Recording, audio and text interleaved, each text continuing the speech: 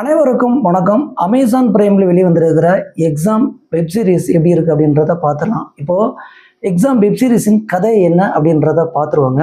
டிஎஸ்பியாக இருக்கும் அதிதி பாலன் வந்து அந்த மலை கிராமத்துக்கு செல்கிறார். அங்கே நடக்கும் சில சம்பவங்களுக்காக அங்கே போகும் பொழுது அங்கே வந்து பார்த்தீங்கன்னா துஷ்ரா விஜயன் அவர்கள் வந்து அவரை அதிதி பாலனை கடத்தி ஒரு குடிசைக்குள்ளே அடைச்சி வச்சிடுறாங்க. அதுக்கப்புறம் துஷ்ரா விஜயன் அவர்கள் வந்து பார்த்தீங்கன்னா டிஎஸ்பியாக அடுத்த அவதாரம் எடுக்கிறார், அதாவது ஆள்மாறாட்டம் செய்கிறார்.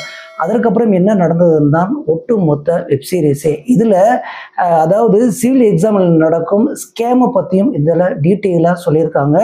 இதில் வந்து பார்த்திங்கன்னா மொத்தமாக 7 எபிசோடு இருக்குதுங்க. அந்த 7 எபிசோடில் பார்த்திங்கன்னா 3.25 மணி நேரம் டியூரேஷன் வருது. அதாவது ஒவ்வொரு சீரியஸும் பார்த்திங்கன்னா, அதாவது ஒவ்வொரு எபிசோடும் பார்த்திங்கன்னா 20லிருந்து 25 நிமிடங்கள், அது கிட்டத்தட்ட அரை மணி நேரம்னு வச்சுங்களேன். ஒரு சீரீஸ் வந்து 20 நிமிஷம் இருக்குது, 25, 30 நிமிஷம் இப்படி தான் போகிறது. ஆனால் 3 எபிசோடு வந்து பார்த்தீங்கன்னா ரொம்ப சூப்பர்பாகவே நல்லாவே இருக்குதுன்னு வச்சுங்களேன். மற்ற 4 எபிசோடும் என்ன சொல்ல வந்தாங்களோ அந்த விஷயங்களை கொஞ்சம் குழப்பிட்டாங்களோன்னு தோணுது. 3 எபிசோட்லையும் பார்த்தீங்கன்னா அதிதி பாலனை கட்டி போட்டு அவங்க உள்ளே அடைச்சி வச்சிருந்த அந்த சீக்வன்ஸ் தான் போயிட்டே இருக்கு. இதுக்கப்புறம் வந்து பார்த்தீங்கன்னா இங்கே துஷ்ரா விஜயன் அவர்கள் வந்து டிஎஸ்பியாக பணியில் அமர்த்தினதுக்கப்புறம் டிஎஸ்பி அவங்க சில சம்பவங்கள், அதாவது நடக்கிற சம்பவங்கள்லாம் வந்து பார்த்தீங்கன்னா அடுத்தடுத்த கட்டங்களில் கொண்டு போகிறாங்க. ஆனால் அங்கே இருக்கிற வேலை செய்கிற அதற்கு கீழே இருக்கக்கூடிய எஸ்பியிலேருந்து இன்ஸ்பெக்டர்லேருந்து இவங்களுக்கெல்லாம் இவங்க யாருன்னு தெரியாதா அப்படின்ற ஒரு சந்தேகம் நமக்கு எல்லாம் செய்கிறது. இந்த சந்தேகம்லாம் எழுவுன்னு சொல்லிட்டு பார்த்தீங்கன்னா சில காரணங்கள் சொல்லியிருக்காங்க. அதனால் அது ஏற்றுக்கிற மாதிரி இல்லைன்னு வச்சுங்களேன். ஆனால் ஒட்டுமொத்த வெப்சீரிஸுமே பார்த்தீங்கன்னா அந்த சிவில் எக்ஸாமில் நடக்கணும் அந்த ஸ்கேமை பற்றியும் அதுக்கப்புறம் அந்த காட்டில் நடக்கிற சில விஷயங்களை பற்றியுமே டீட்டெயிலாக சொல்லியிருக்காங்க.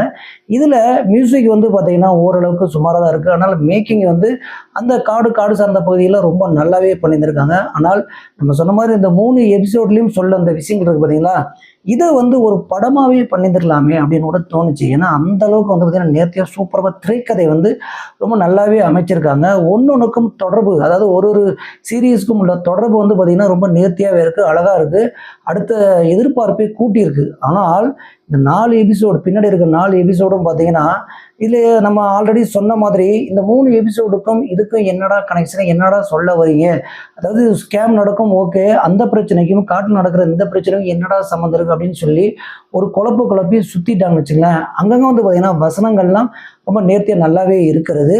ஆனால் இங்கே திரைக்கதை அந்த 4 இறுதியில் இருக்கக்கூடிய 4 எபிசோட்லேயும் கொஞ்சம் சொதப்பிட்டாங்கன்னே சொல்லலாம். இதில் அப்பாஸ் அவர்களும் நடிச்சிருக்காருங்க. அப்பாஸ் வந்து பார்த்தீங்கன்னா ரமணா படத்தில் விஜயகாந்த் ஏற்றிருக்கும் கதாபாத்திரம் போல் வந்து ஒரு சிறப்பாக இருக்கிறது. அதாவது ஒருத்தரையும் கடத்தி கொண்டு வர அந்த சம்பவங்கள் பார்த்தீங்களா, அதே போல் இங்கேயும் ஒரு சில சம்பவங்கள் இருக்குது. அது வந்து நமக்கு எப்படி ஞாபகப்படுத்துன்னு பார்த்தீங்கன்னா, அதாவது அப்பாஸ் கேரக்டருங்க இந்த கதை வந்து ஜென்டில்மேன் படத்தை வந்து நினைவு கூட்டுற மாதிரி தான் இருக்கிறது. அதுக்கப்புறம் ரஜினிகாந்த் ஒரு படத்தில் நடிச்சிருப்பார். இதே மாதிரி பார்த்தீங்கன்னா அவர் ட்ரெயினில் போகும்போது அதாவது எஸ்ஐ இன்ஸ்பெக்டரை வந்து சப் இன்ஸ்பெக்டரை வந்து கொலை செஞ்சிருவார், தள்ளி விட்டுருவார்னு வச்சுங்களேன். அதுக்கப்புறம் அவங்க ஊருக்கு போகும்போது இவர் தான் எஸ்ஐ அப்படின்னு சொல்லிட்டு பார்த்தீங்கன்னா அங்கே எஸ்ஐ ஆக்கிடுவாங்க. ஆனால் அந்த கிராமத்தில் இருக்கும்போது புதுசாக போகிறாரு அப்படிங்கும்போது அது தெரியாமல் போயிடும். ஆனால் இந்த எபிசோடில் பார்த்தீங்கன்னா முழுக்க இவர் யாருன்னே தெரிஞ்சுதான் அங்கே போவாங்க. அப்படி இருக்கும் பொழுது அதை மறைத்து பார்த்தீங்கன்னா ஆள் மாறாட்டத்தை மறைத்து கொண்டு போன விஷயங்கள்லாம் சுவாரஸ்யத்தை குறைக்கிறது.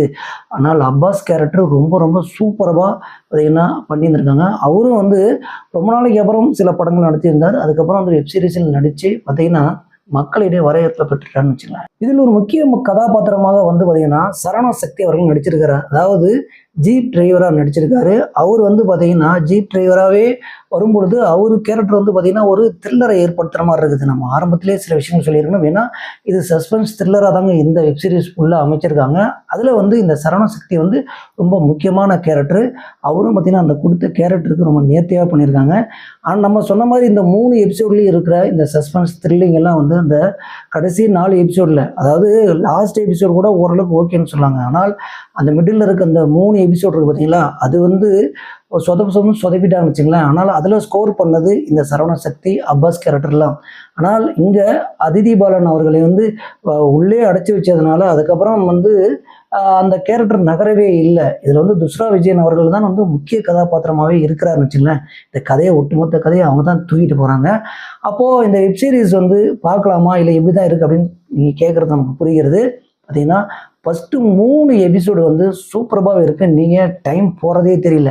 லாஸ்ட் 4 எபிசோட் இருக்குது பார்த்தீங்களா, நம்மளால் பார்க்க முடியல. அதாவது 3.25 மணி நேரம் நீங்கள் தொடர்ந்து பார்க்குறீங்க அப்படின்னா கண்டிப்பாக அந்த 3 எபிசோடும் உங்களுக்கு வந்து போரே அடிக்காது. இன்னொரு படம் வந்து ஒரு படம் பார்த்தா எப்படி இருக்கும், ஃபஸ்ட் ஹாப் எப்படி இருக்கும், செகண்ட் ஹாப் எப்படி இருக்கும் அப்படின்னு நம்ம சொல்லுவோம் பார்த்தீங்களா, அதே மாதிரி இதில் வந்து ஃபஸ்ட் ஹாப் நல்லா இருக்க மாதிரி, அதாவது 3 எபிசோட் சூப்பராக இருக்குது. செகண்ட் ஹாப் நம்ம சொல்கிற மாதிரி அந்த 4 எபிசோடை சொதப்பி விட்டார்கள். அந்த 4 எபிசோடும் 3 எபிசோடில் இருக்கும் கதாபாத்திரங்களும் அந்த நேர்த்தியும் அந்த திரைக்கதையும் இதுலேயும் அமைத்திருந்தார்கள் அப்படின்னா, அதாவது குழப்பாமல் சொல்லியிருந்தாங்க அப்படின்னா இதுவும் பார்த்தீங்கன்னா பேசப்படும் ஒரு வெப்சீரிஸாக இருந்திருக்கும். இருந்தாலுமே ஒட்டுமொத்தமாக இந்த வெப்சீரிஸை நம்ம பார்க்கும் பொழுது, அதாவது அதாவது சிவில் எக்ஸாமில் நடக்கும் இந்த ஸ்கேமை பற்றியும், அதுக்கப்புறம் அந்த காட்டில் நடக்கும் சில விஷயங்களை பற்றியும் ரொம்ப நேர்த்தி அழகாக கொண்டு போயிருக்காங்க அப்படின்னே சொல்லலாம். சில விஷயங்கள் நமக்கு முரண்பாடாக லாஜிக் மிஸ்டேக்காக இருந்தாலுமே அங்கங்கே வந்து பார்த்திங்கன்னா நம்மளை ஒரு கட்டத்துக்கு மேலே, அதாவது படம் பார்க்க வைக்கிற, அதாவது வெப்சீரிஸ் தான் பார்த்துட்டு இருக்குமா அப்படின்ற ஒரு உணர்வு இல்லாமல் பார்த்திங்கன்னா கதாபாத்திரம் ஒன்றை வச்சுருக்காங்க. அதுதான் நமக்கு வந்து இந்த படத்தில், அதாவது இந்த வெப்சீரிஸில் ரொம்ப சிறப்புனே சொல்லலாம். கண்டிப்பாக நம்ம ஆரம்பத்தில் சொன்னது போல் இதை வந்து ஒரு படமாக ஒரு 2.5 மணி நேரம் படமாக எடுத்துகிட்டு இருந்தால் ரொம்ப ரொம்ப சூப்பராக இருந்திருக்கும். இருந்தாலுமே அமேசான் பிரைமில் இப்போ வந்து அவைலபிளாக இருக்குது. கண்டிப்பாக பாருங்கள், பார்த்துட்டு கமெண்ட் பண்ணுங்கள். இதே மாதிரி அடுத்த ஒரு விமர்சனத்தில் சந்திப்போம். நன்றி.